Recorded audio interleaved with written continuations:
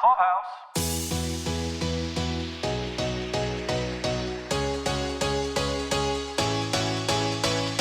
Welcome back to Pod Clubhouse's press pass coverage for Comicpalooza 2024.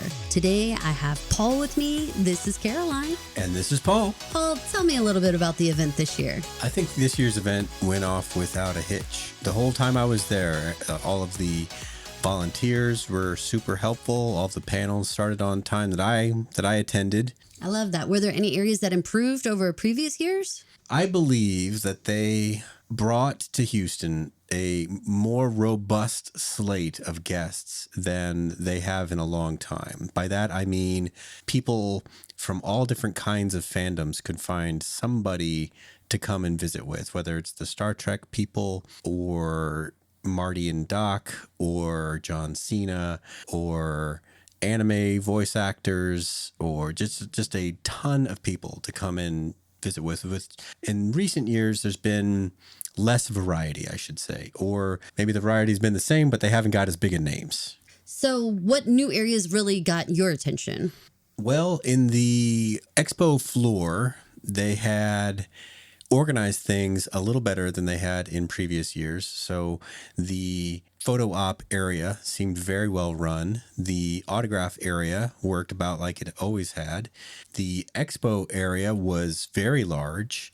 It left room for a couple of new additions off to the side. The car show aspect took up a lot more room than I think I remember. And the cars were really very creative. There was like Superman cars and Batman cars and turtle cars and all different kinds of cars that not only had, wrap jobs on them, but had a lot of custom pieces attached to them, interiors, all sorts of stuff to kind of complete the car. And then a completely new area was this like remote control car area that I had never seen before. Have you seen like very expensive remote control car kind of things where they it's not just like store bought, it's like completely customized in terms of like suspension and steering and all that kind of stuff? Yeah, I guess in the areas where they usually have like the robots, like the kind of little model R2D2s or something like that. They would have little things like that. Did they also have cars previous over there? No. Well, no. There was the 501st was there with a large area, and this was completely different than the remote control cars. Okay. Same skill set for the R2D2 operators, but they had people where, I don't know if you could build the cars or what, but they had little cars because the floor is that kind of slick concrete, and it's perfect for remote control cars that want to drift. Yeah, and so there was, in addition to remote R2D2s, there were little cars and trucks driving around under people's feet throughout the entire con. That's funny. Yeah. So were there any areas that were less emphasized this year? In terms of big name authors and comic makers, I would say that they had a more restricted slate. They brought Jim Butcher was probably their biggest author, which he's a big author. He made a series of books called The Dresden Files, which had its own TV show and, like board games and stuff like that. That's a pretty big deal. A lot of authors' IPs don't get that kind of treatment. However, he was the only one on that tier, I would say. Okay. In recent years, I think the literary track has been de-emphasized, and I don't know why. Because that was one of my original draws to Comicpalooza, was they would occasionally get these authors that I needed to see and needed to hear their panels. I'm not trying to look at it as just like a Paul-centric view of Comicpalooza. No, these were like John Scalzi, for instance, or Kevin J. Anderson or Timothy Zahn or people like that have long careers, long lists of credentials. Like John Scalzi, for instance, was actually like president of the Science Fiction Writers Guild or whatever you want to call it. People with just a lot of notoriety. And some of them even came like the same year. You could choose between John Scalzi or Kevin J. Anderson. And he's written in the Star Wars universe. He's written extensively in the Dune universe. And I think to some extent, the HBO show that is a prequel to the Dune movies is partially based on the work that he has made with Brian Herbert, Frank Herbert's son. And he used to come to Comicpalooza every year, and he hasn't been in years. My point is just that the literary track has been somewhat de-emphasized. Okay. Well, so you mentioned panels. I want to hit on that. What types of panels did you get to go to? I went to the big name panels. I went to were John Cena's panel and Chris Lloyd and Michael J. Fox's panels, where I got some pretty good pictures of those individuals. They can look at them on our Instagram at Pod Clubhouse. One of the more common ways for cons to generate content and not have to find the people to fill the seats in those moderator or expert panels in the convention is to invite podcasts to do it for you. And so I sat in on a few that were either just podcasts running, like recording right then of one of their shows, or panels put on by groups of podcasters. So I found a mixed level of interest for me in those things. But one was all about Star Wars, so I needed to sit through the whole thing. Actually, several were about Star Wars, as you can imagine, but one captured my attention for the entire length of the panel, and that was pretty neat. I also got to see a panel from a guy who says that he has been involved with several foreign object surgeries. What? That he says were put into people's bodies by aliens. Whoa. That's Yes. extreme. Yes. Okay. Yes. He's serious as a heart attack about it. Okay. And he even had brought some of the material with him, just little things in people's bodies that shouldn't have been there. Wow. Okay. Let's circle back a little bit to the panels that you're talking about with Chris Lloyd and Michael J. Fox. Talk to us a little bit about that. I'm sure if you're listening to this, you might be aware that Michael J. Fox has Parkinson's disease and has had it for quite a long time. It's the reason he doesn't appear in things very often anymore. Okay, so describing the panel, both people, Chris and Michael, were sitting at a table together rather than on a couch or walking around or something like that. The moderator was somewhat off to the side. You could tell that the two of them, not besides their working relationship from the 80s, I think they've probably made the con circuit themselves for a while, because they had a very easy back and forth, like Chris basically knowing what to do with Michael, because Michael, he is completely there. He's all there. If you're wondering what Parkinson's does to a person, it doesn't affect anything about your thinking processes. It just affects your ability for your body to do those things that your mind wants it to do. And how that manifests with Michael was his ability to speak super clearly. So what I found was very interesting, though, was the audience, which was full, had to very much focus on what he was saying. And when they did, they could get everything that he was saying. And he had a lot of funny things to say. He was kind of a jokester with Chris. He would cut in on what Chris was talking about and deliver a joke, and the audience completely got it. And I thought that was pretty neat to see an audience engaged with a person with special needs like that and be all in on it. Tell me more about the John Cena panel. Well, that panel was, the moderator was someone who wanted to draw a lot of funny comparisons between himself, who presents as a middle-aged nerd of some variety, and John Cena, who is a middle-aged pro wrestler and superhero. However, John Cena has been doing this a long time. He gives very polished, I wouldn't say rehearsed, I wouldn't say that, but I would say he's heard a lot of the same kinds of questions and comments before. He can roll with pretty much anything in a way that you'd be okay with your 8-year-old that looks up to John Cena being in the room and listening to his response. Well, that's refreshing. That's not always the case. I mean, he used a little light profanity here and there for comedic effect. Sure, we all do. I've been in those same panels when, say, The Boys came last year, and Anthony Starr, the guy who plays Homelander, was in the room. He just dropped F-bombs because that was his way of speaking. Mm-hmm. John Cena wouldn't do that. It was completely different. He almost tried to turn every response to a person's question into a motivational statement in some way. When he did his question and answer period, he stood up which is somewhat unusual. Mostly people just sit on the couch and field their questions. But he stood up and kind of engaged in like a Tony Robbins sort of way with the person asking the question. I wonder if that comes from his wrestling part of like, because you need to engage with fans and you need to, kind of sell your story on a personal level, not like on a screen per se, right? But with like a live audience, you have to, sometimes their antics draw them into the crowd and they actually have to interact with the public a whole bunch. So I wonder if the sort of media training and the things that he's gone through with the wrestling side comes through more at like a live event, like a con, as opposed to say actors who may have had, of course, media training as well, but mostly with press, not necessarily with individuals of the public who just have a question. So they might not be as experienced as he would be. That's probably exactly it. There was someone that asked about how did he get into wrestling and what was his background? And it sounds like he was built to do this. He was raised with brothers who all watched wrestling, so they were throwing each other around the house constantly. And every career that he tried before getting into wrestling just wasn't for him. And he tried a lot of different things.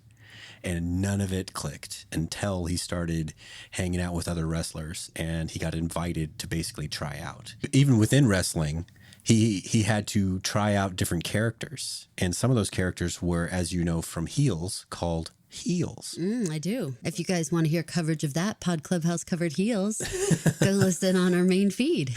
Exactly. But it wasn't until he found the John Cena character that we kind of associate with him that his popularity really kind of took off. Yeah, I think you're totally right, though, that his ability to engage with people, because that's what they do. If you think about an actor, like a TV or movie actor, you might mistakenly think that they've had a long run on a theater and are used to dealing with audiences. That is not the case. And even still, like this is a whole different thing. I mean, it's one thing to be doing a play and of course having a live audience. That's very specific training for you to be able to get through an entire play, knowing all your lines and doing all that stuff. It's a one-way situation. Yeah. Right. It is still one way. But like with wrestling, because of how they do the tours and they go around to all these, even like kind of small towns all over the place, people really have a lot of access to those.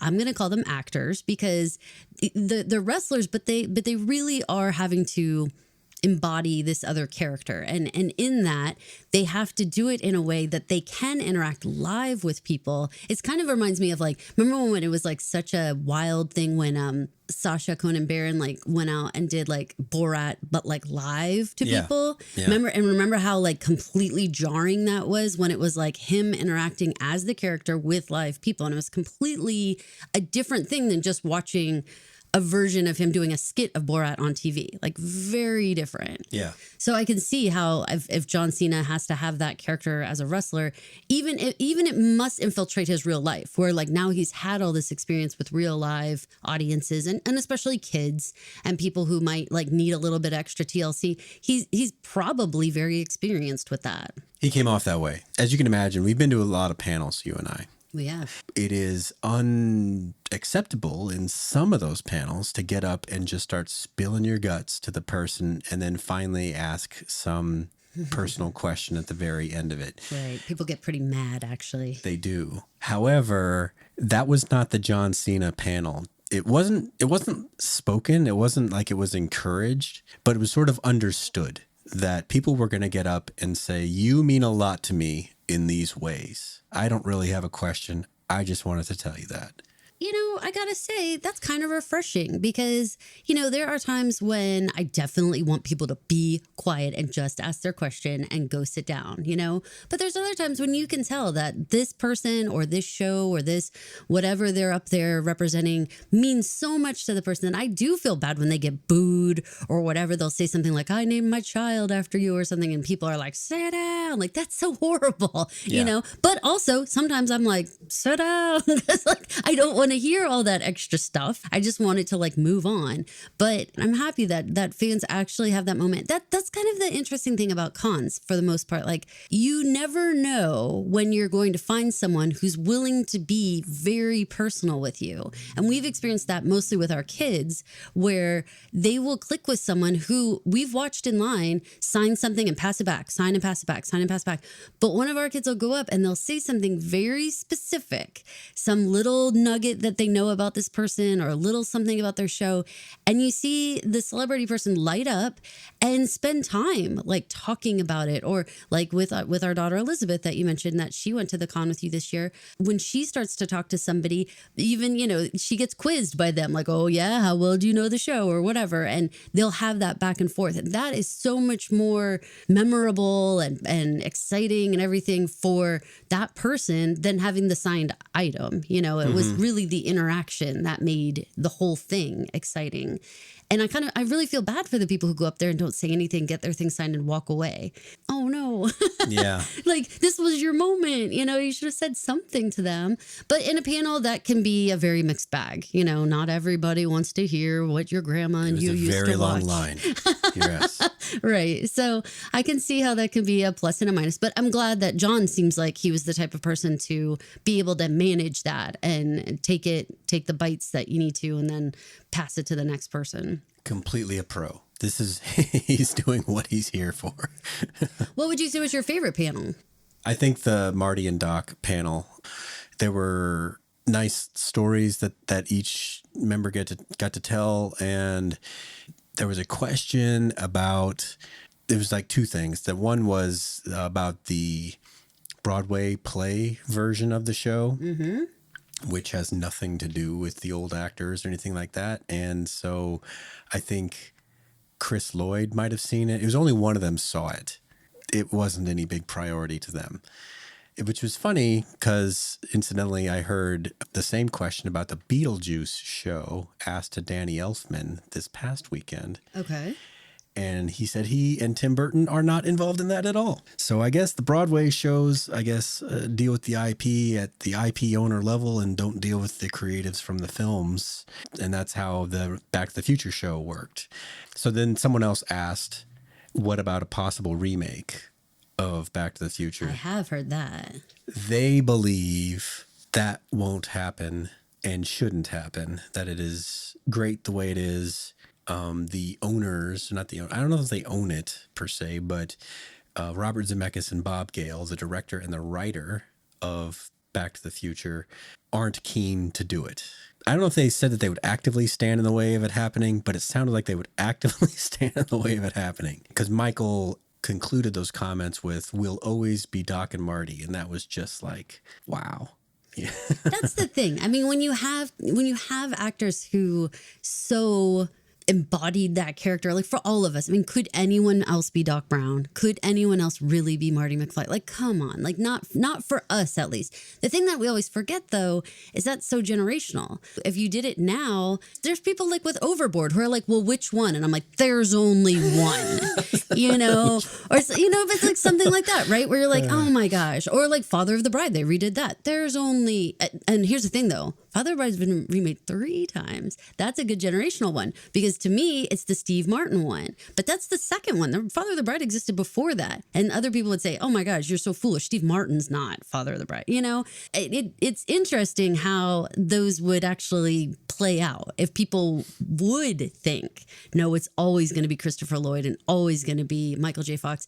For us, yes. Always and forever. But these remakes, sometimes they do puncture those things, and actually make it be like, well, maybe not. Maybe someone else is doing it. But I never like those remakes. I'm never into them as much, I think.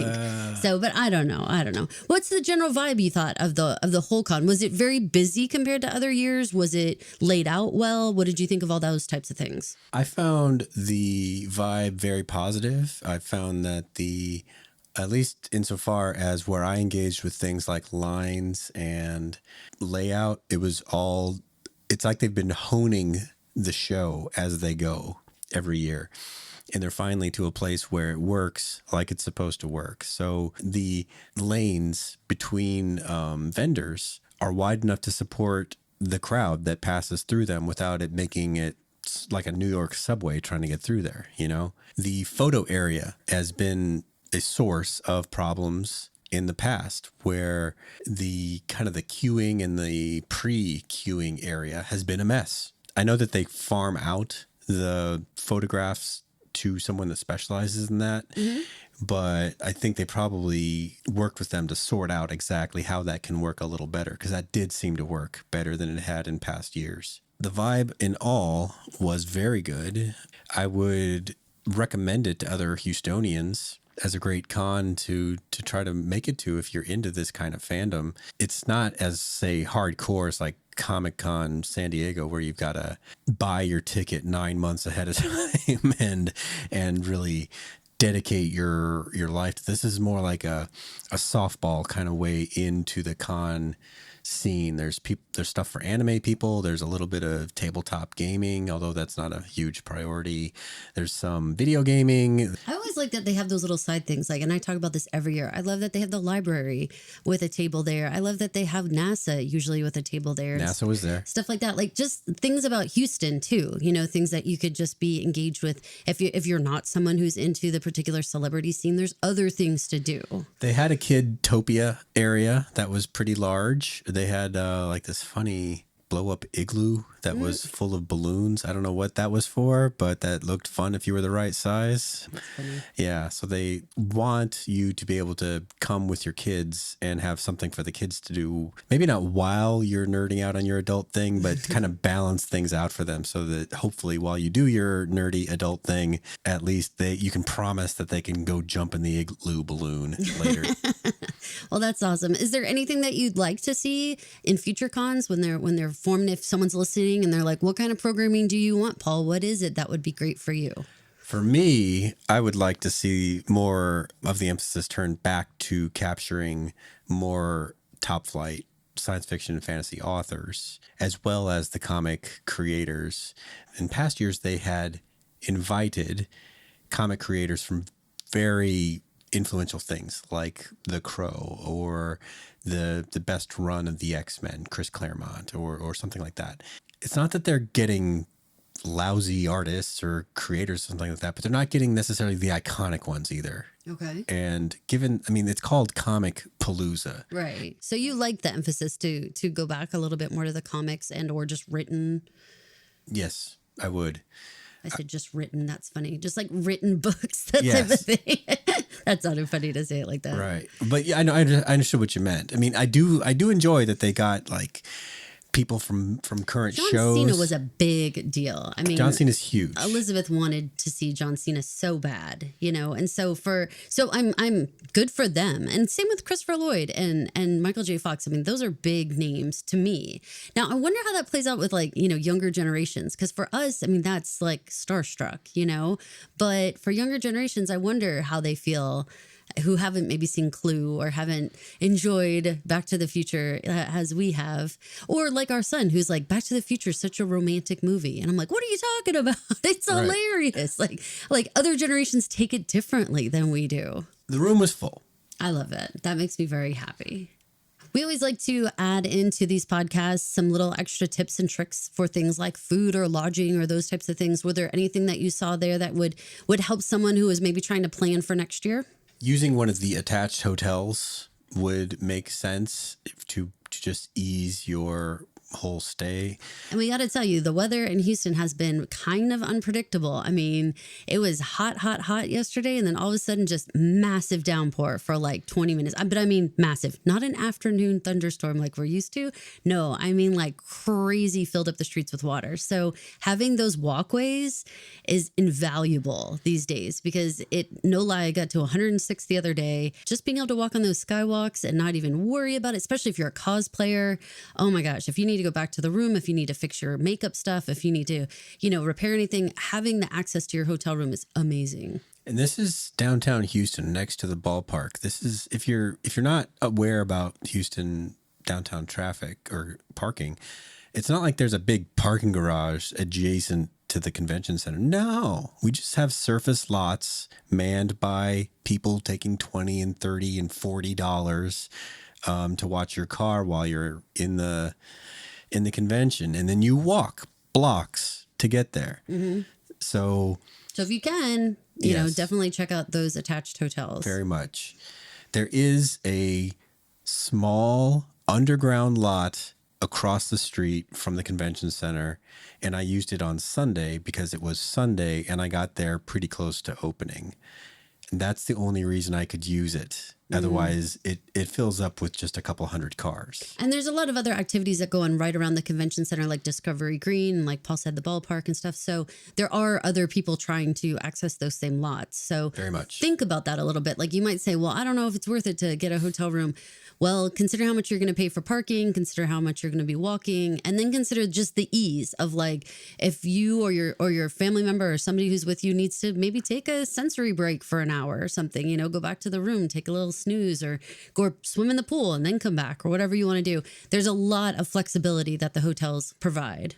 Especially if you're a cosplayer and you want to change costumes or your stuff breaks. Or just fix like your makeup. If you have to walk a couple blocks, I'm telling you, in this 100-degree plus heat, you are going to be unhappy with once you get into the convention center, what your makeup and stuff looks like. Your hair, your makeup, everything's going to melt off. Really, really, really suggest checking out those hotel rooms. Food-wise, they had the kind of the usual suspects on the inside of the convention. On Friday and Saturday, they had Chick-fil-A.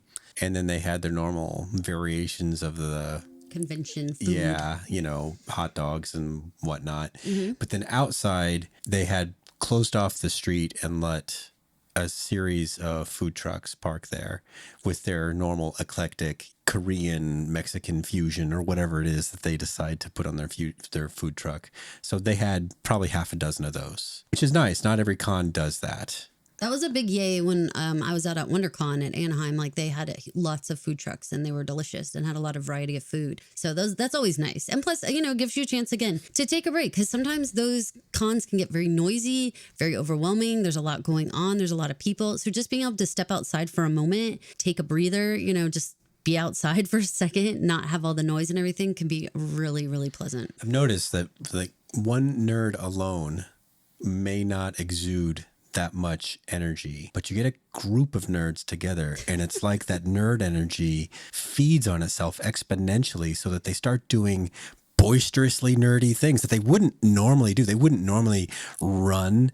They wouldn't normally have like jump on another human or do like a handstand in the middle of a room or something like that because they're nerds. They don't want to. They're introverts. They don't act that way. But when you say they, you are one of them. Yeah, well, maybe when I was younger. No, you are one of them. But you get them in a group.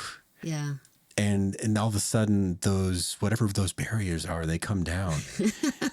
It sounds like you saw someone doing a handstand. Well, just sort of that I'm going to be in your space and I don't care if I fall on you kind of behavior. Ah, you know what okay. I mean? That's good to know. Good to know. Yeah. I mean, and generally always, you know, cons it's exciting, right? People have been waiting all year for this particular con to come. And they've been getting ready for their costumes and stuff. So you understand the outpouring of energy that comes once it's finally go time. But yeah, it's a good thing to know. Like sometimes it's just really great. The halls I appreciated, actually, you can walk down some of those long corridors and it is quiet. You can find some quiet spaces around. That's not just like directly on, like, say, the vendor's floor, right? You can walk down the panel hallways and stuff like that, and you can find some quiet spots. We found like very cute. The one year there were some girls doing some dances, and our little one wanted to join in, and they were just quietly doing it by themselves, and she like joined in with them. So funny. But those types of things where you can find quiet little pockets, I definitely encourage. We have sensory kids who just can't do it all day long without a break. So there are opportunities for that. Well, look forward to whatever Comicpalooza brings next year. It is our local con. They do seem to be trying to ratchet up the quality as they go. It's nice that they're not standing pat on how they've been performing in past years, because there's been up years and down years in terms of the amount of stuff to do there. How much, it's funny, like as a measure, how many of the George R. Brown halls do they consume? Mm-hmm. Now they consume the whole thing again. There was a couple years where they could wall off a portion because they didn't need all of that. Yeah, there was that year where they were having like a Seussical thing or something going on with half of the convention center, which brought a whole different energy to the place as well. Well, there was, a long time ago, the local law school tried to have graduation at the same time. Oh my goodness. Yeah. Could you imagine? No. That's so funny. You're walking by like Darth Vader's and whatnot. Exactly. How funny. That's so funny. Well, it sounds like it was a great con. Will you be going next year? Absolutely. I look forward to it every year. That's awesome, Paul. Well, this is Caroline. And this is Paul. Thanks so much for listening. Please remember to rate, review, and subscribe to this podcast on iTunes, Spotify, or wherever you listen to podcasts so other people can find it as well. Thanks for listening. Thank you for listening. This has been an original Pod Clubhouse production. Pod Clubhouse is a podcast network dedicated to encouraging collaboration among podcasters and friends to bring a fresh voice and diverse perspective on a wide array of content. Please visit and leave a comment for us at podclubhouse.com. Rate, review, and subscribe to our podcast feeds on Apple Podcasts. Follow us on Twitter, Instagram, and Facebook. You can find us at Pod Clubhouse. Our DMs are always open, and we'd love to hear from you.